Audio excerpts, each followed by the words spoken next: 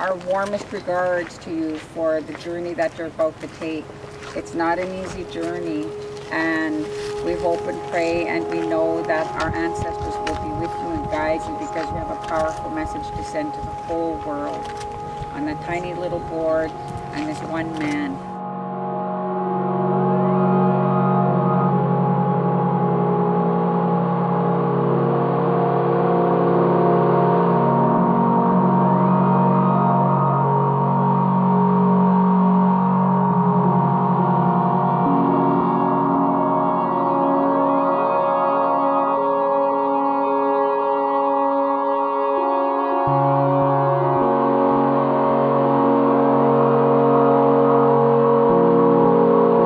My name is Norm Hann, and I'm originally from Coniston, Ontario, outside of Sudbury. I live in Squamish, BC now. The sport of stand-up paddleboarding is new to Canadian paddlers, Canadian people. Originally it started in Hawaii. I started paddling about 3 years ago. Originally started working on the coast here in 2000 when I was hired at King Pacific Lodge. Since that time, I've spent a lot of time in the community of Hartley Bay over those years as a basketball coach, a teacher, working with student mentor programs with the communities there. And as a result of the work, I was adopted into the community in 2006 and given the name to Am Lan, which means steerman of the canoe. So it was a huge honor that was given to me. And it also carried a big responsibility. Helen Clifton is a matriarch and leader within the community of Hartley Bay. I've learned a lot from Helen Clifton. She came in every Wednesday and spoke to the kids about their culture and tradition, and it was very inspiring to listen to. She's an amazing storyteller, and so not only was she inspiring the students at that time, but she was really inspiring me, and I felt this really huge responsibility to want to do something, so she was a huge inspiration. We both picked up a newspaper clipping, and it referred to a DVD called The Black Wave, The Legacy of the Exxon Valdez. And so I ordered it immediately. I watched that and became very emotional. I actually broke down after I watched the film because I felt really bad for the people in Alaska. And I had said to myself, this has already happened up there. And this is pretty much exactly what they want to do here on our coastline. They want to build that pipeline, and then they want to take these tankers right, basically past my front window where I was watching the film. And I said no. Enbridge has proposed the Northern Gateway project, which wants to take oil from the tar sands of Alberta along a 1,200-kilometer long pipeline to Kitimat. Then they want to load up 225 tankers a year and take that oil through the Greatbear Rainforest, past these coastal communities, out across Hecate Strait, past Haida Gwaii, on its way to China.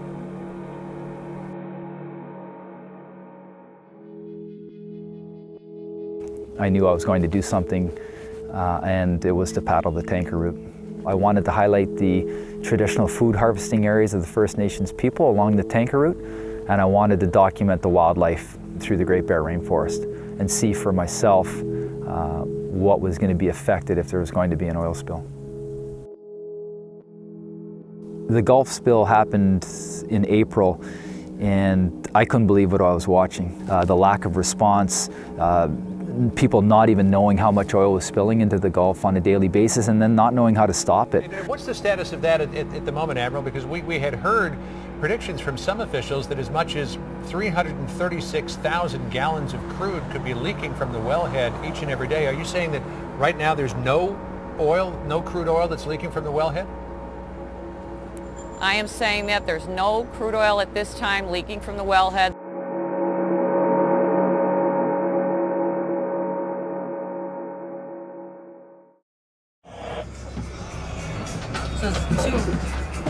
Shannon is my youngest sister.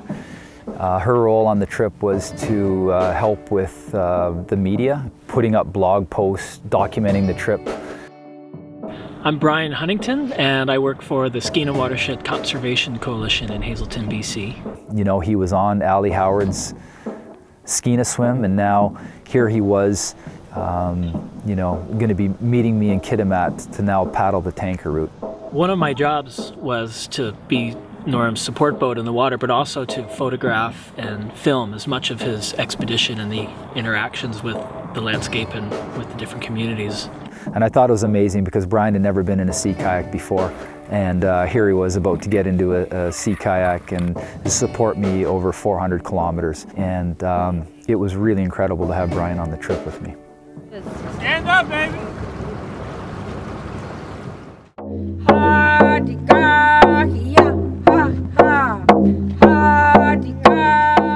Day one was a very exciting day. It was sunny when we woke up in Kitimat.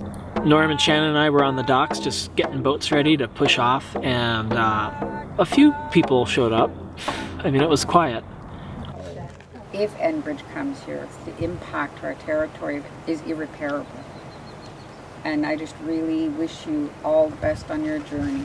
Dolores Pollard was there, and she was there to bless our expedition, and she sang a number of songs for us that were really, really powerful songs. And one of the songs that she sang for us, I felt became the theme song of our expedition. When you're traveling, just remember this verse, because this is what your whole journey's about, and sing it. We don't need Enbridge on the Douglas. We don't need Enbridge on the Douglas. We don't need Enbridge on the Douglas. We are home. We are home. Norm's like chomping at the bit to get paddling and get on the water, and so he hit the water and just took off.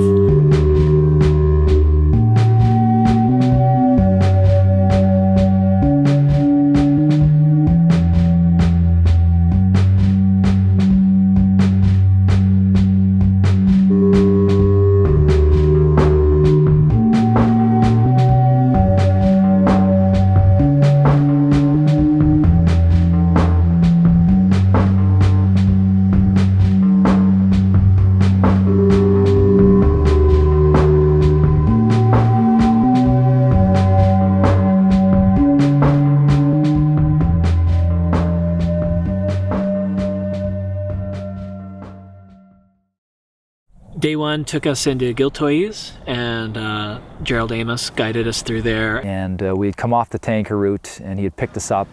This was our introduction to coastal ecology, into traditional foods, and into kind of this question of what would tankers impact on the coast. He just took us through, and probably within, a time of, maybe 30 minutes of travel, he was showing us all the areas that were important to him, and pointing out where he had fished and where his father had taken him, and where certain fish spawn and where they get their halibut and seaweed. Without access to the resources out here, I don't think our people could survive. It's not about being opposed to development. It's being concerned enough to speak up about the type of development that threatens our lifestyle. You get people together, good shit happens. And I think that's what's going on. They went out that evening and harvested crabs. They set the traps. They went out and gotten crabs. And so that evening, day one, here we are eating traditional foods, Dungeness crab from their territory. I have always heard about the way the coast can blow up on you. And we got to see it go from calm, smooth, clear paddling to 8-foot seas in 40 minutes. Even after 3 years of paddling, a lot of ocean paddling, I still look back to that as the most challenging 3 hours that I've paddled. For 3 hours straight, I think he covered like 1.5 kilometers. But the challenge is just standing on your board. I stopped concentrating for half a second. I was looking up at the mountain at something, and then I was in before I knew it. And it had happened again. When I got onto the boat, after the 3 hours of paddling and we'd finally sort of safely gotten into the quall, I remember being on the boat, and it was pretty challenging conditions even in the boat. Gerald was having a tough time keeping things upright inside. I think Gerald was out there supporting Norm because he believed what he was doing, but witnessing him paddle through those seas that day, I think Gerald was, prepared from then on out to stand by this guy. Once the guys from Hartley Bay met us, they took us over and they showed us where the petroglyphs were. And I walked over there, and there they were. There was hundreds of petroglyphs on the shoreline. The day started out nice and smooth and great conditions and really gentle outflow, and so we boogied out of the qual and got right out in the middle of Douglas Channel again.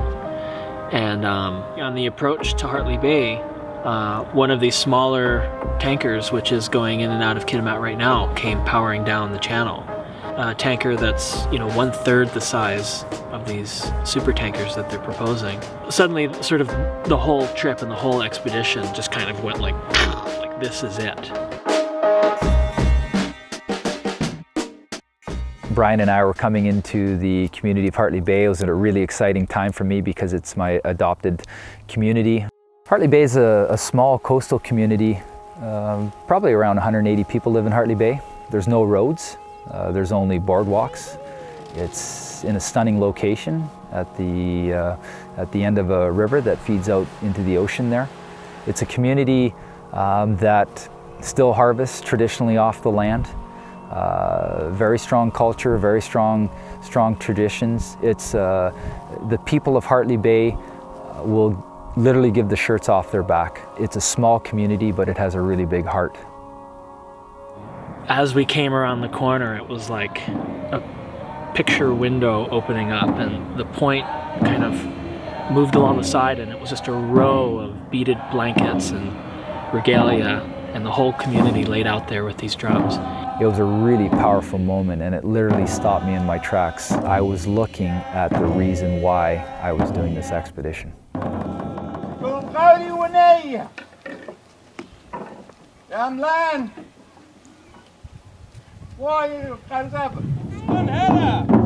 Ravens!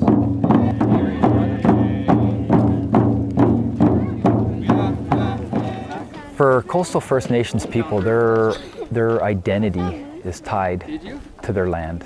It's tied to their foods. So if you take away those foods, you take away their identity.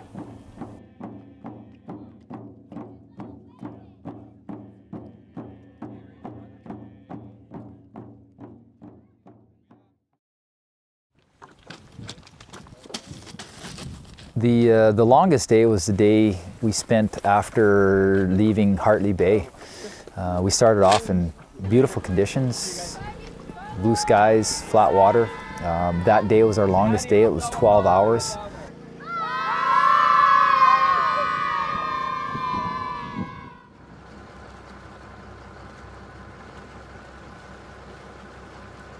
This area of the coast has already seen a sinking of a very large vessel, and that was the sinking of the Queen of the North in 2006.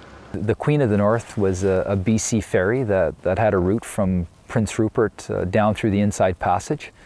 It missed a slight left-hand turn and ran into the top end of Gill Island, just outside of Hartley Bay. And you guys were the first to respond onto that, weren't you?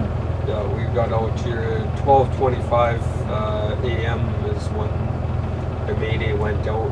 We got out here. It took us about 40 minutes to get out. It was pretty dark night, rainy, you know, off and on. A little bit of wind,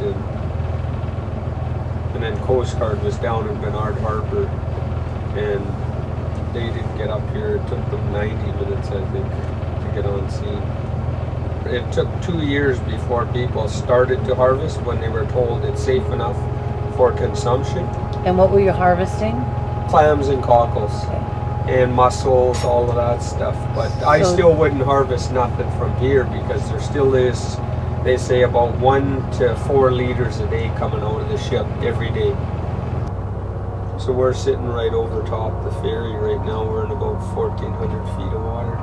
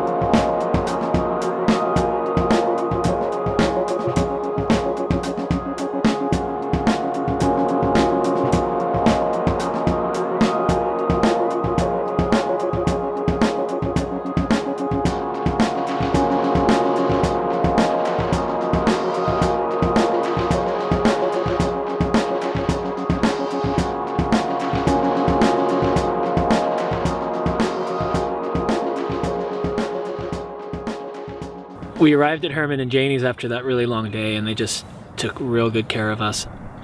Sort of like a fairy tale research story. They started the Cetacea Lab on Gill Island, population 2.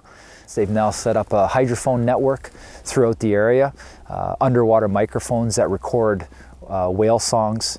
Their entire property is lined with speakers emitting a constant sound of the underwater ocean sound. And that's what you can hear right now. That's all underwater sound that you're listening to. Within 5 minutes, you know that there's a whale, you know where the whale is, and you know what kind of whale it is, and you haven't even left the lab.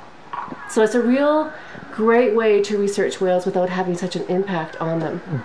From a researcher's perspective, it's a huge opportunity to try and understand this humpback whale song, which it really is one of the great mysteries on the planet. Only the males are singing it, and it really is a song. When you listen to it, these whales literally go from verse to verse to verse. And then when they get to the end of the song, they'll go right back to the beginning and do it exactly the same all the way through. But then what happens as years go by, one male will make a change to the song, and for whatever reason, we don't know why, all the males in the entire community will pick up that change and add it to their song. So at the beginning of the year, they're all singing one song.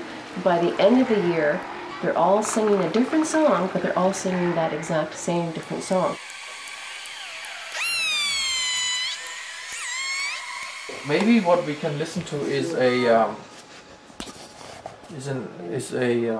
sample of what a tanker sounds like underwater in comparison to that.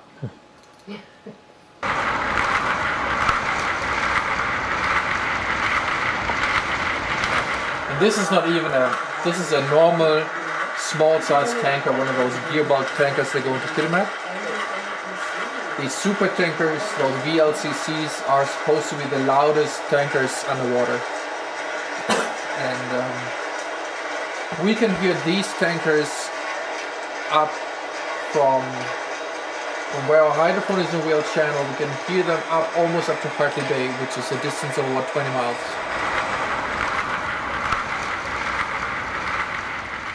And that we would take the risk of devastating this area, and to be that short-sighted, I like to think we're better than that. The day after was calling for some southeast storms, and it worked out really well because it actually gave us, the weather gave us a day of rest, which we needed after that long day.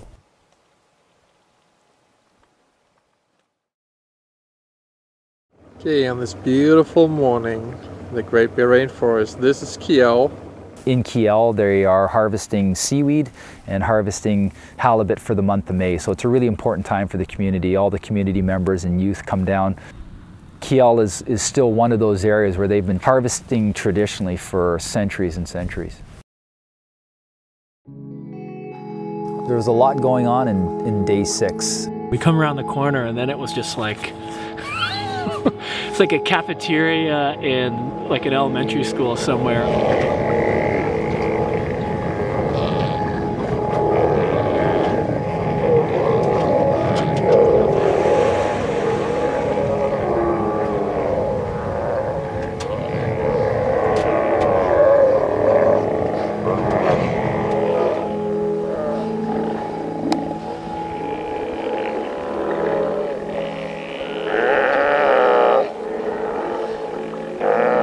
You know, spill or no spill, these kinds of places will change. And many of them won't survive just the presence of these tankers there.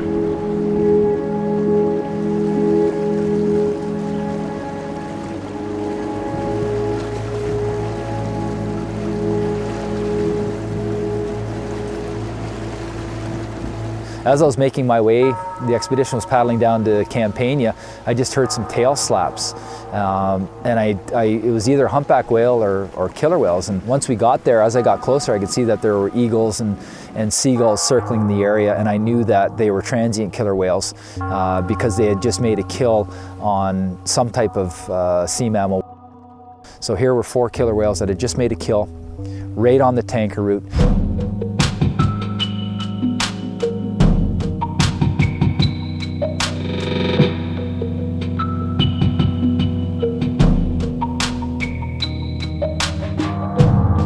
Transient killer whales are not very vocal because they hunt in stealth, but after they've made a kill, they will vocalize. And as soon as Herman heard that vocalization, he knew exactly what pod that was.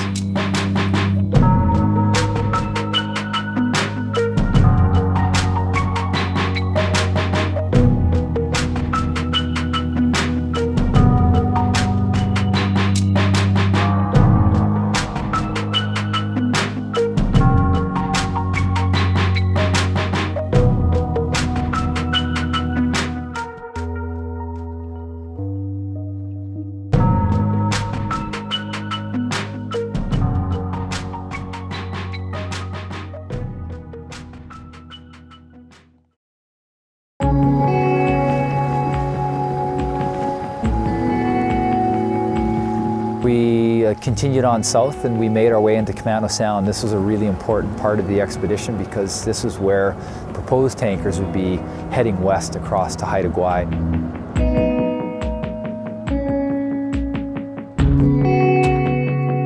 I could have ended the expedition there, I guess, after just paddling the route, but it was very important to me to visit other communities that would be affected by the oil spill, because oil spills are not local. If you look at the oil spill that happened in the Gulf Coast down in Mexico, if you look at the oil spill in Alaska, those oil spills cover huge tracts of land. And our whole coast will be affected by an oil spill, especially with the size of the tankers that they're proposing for this route. I remember we were looking at the map, and I couldn't believe how far out more islands were. And I actually said to Shannon, I was just like, does he know what he's doing? You know, like, who is this guy? I mean, this is a dreamy place. And to go there on a stand-up board is just, you know, off the hook.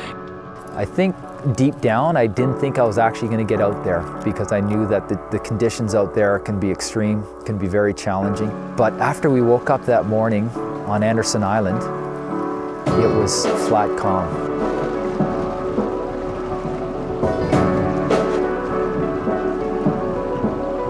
I could have spent a week there just looking at the intertidal life. Scallops. I saw my first abalone was out at the Moore Islands. As rich an intertidal life as you can find anywhere. The whole wall is loaded with urchin and plumose anemones. I mean, an oil spill covers the whole coast. Everybody's affected. Everybody who lives on this coast is affected by that spill. And most people, I'm very, very fortunate today because most people will never get a chance to see an area like this, especially this way.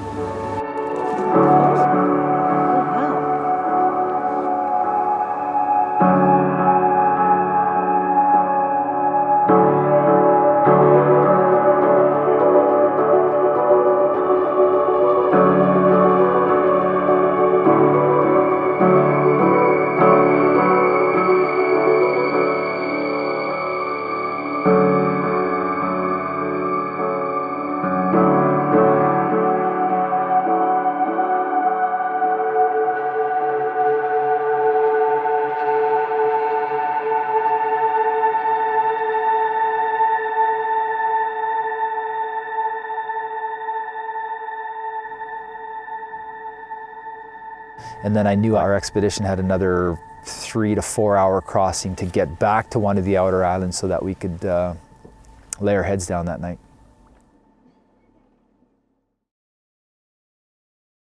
Clark was amazing. He's a guardian watchman in the Klemtu area, and he was training these young kids to become watchmen themselves. He took us into an area called Kitimat Bay, and I think he wanted to take us to this area because he really wanted to show us what was at risk.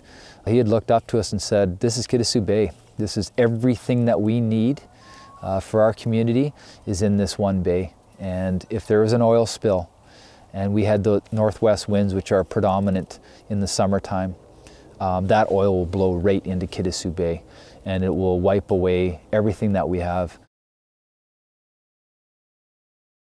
Meyer's Passage is just lined with petroglyphs in tidal rock, pictographs. You could feel the energy and the spirit. You could almost see the old traditional canoes passing through there. You know, he said, just walk to the top of that. There's a burial site up there. And you know, we went in and there's burial bones. So day 9, Brian and I woke up in Meyer's Passage, and we made our way into Klemtu. Inside the big house is like a 20-foot long hollow cedar pole that they use as a drum.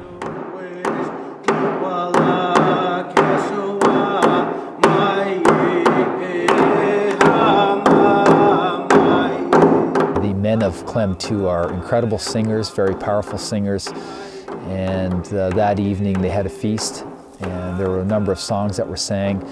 The dancing was incredible and powerful, and there was a number of speakers that stood up.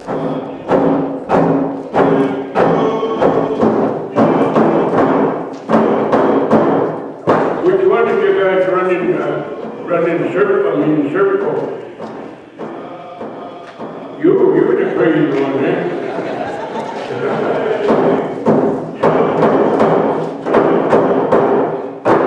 We are full support of what you are doing.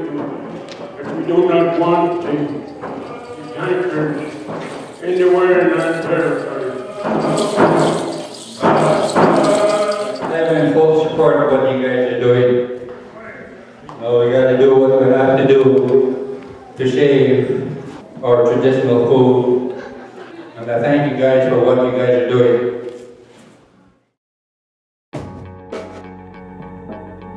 So the morning we left Klemtu, I think actually, thinking back now, that might have been the day my ass really stopped hurting. And so we transitioned from Klemtu, Kitimat territory down into Gilttoyees territory.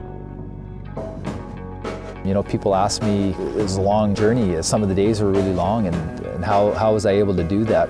I accumulated strength as I went down the coast, talking to more and more people and realizing what I was paddling for and who I was paddling for.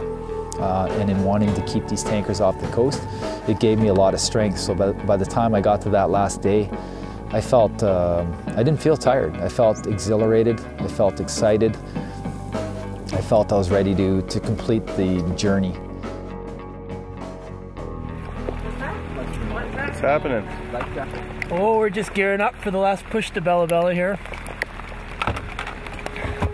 First bit of rain really on the whole trip. May 18th, we've completed the Standup4Greatbear expedition.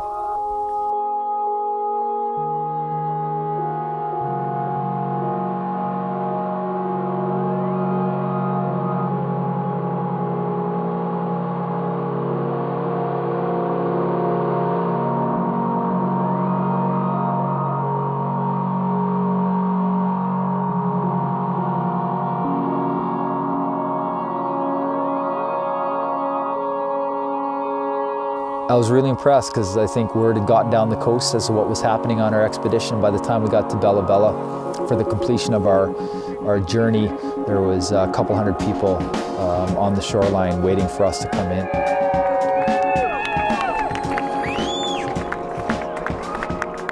I understand that you put in 10-hour days on this board, and that's a big accomplishment, and it tells us how serious you are about helping the coastal people with all our problems. And I'm really, really proud of you, and I welcome you to our land. Thank you very much.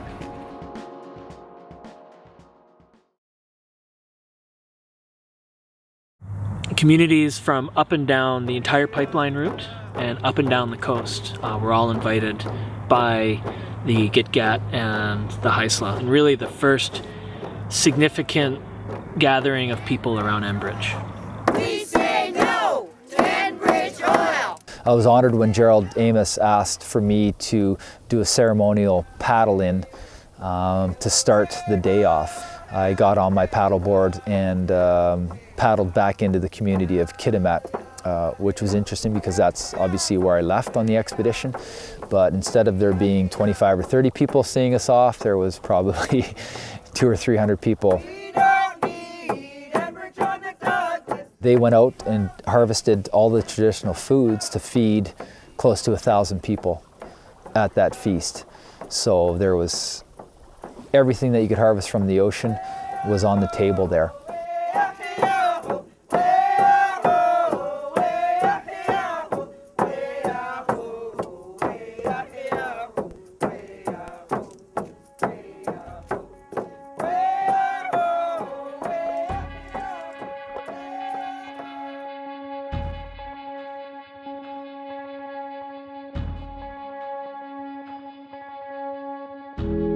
We only remember that it's dangerous when an accident happens.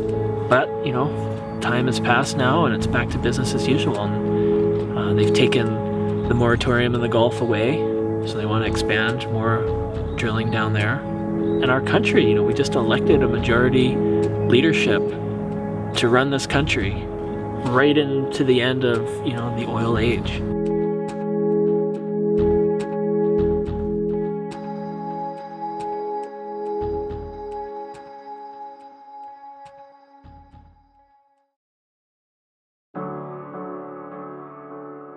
We're here in Bella Bella right now. It's 1 year pretty much after the Standup4Greatbear expedition. The whole paddleboard idea came about when Norm Hann last summer did his incredible paddle from Kitimat down to Bella Bella. We started in September and it's been an incredibly massive project, and we just basically wrapped up this past week in May, and we've completed 10 paddleboards, and the students will be able to keep them and use them to explore their territorial waters. It's a free way, silent way, efficient, and environmentally sustainable way to explore around.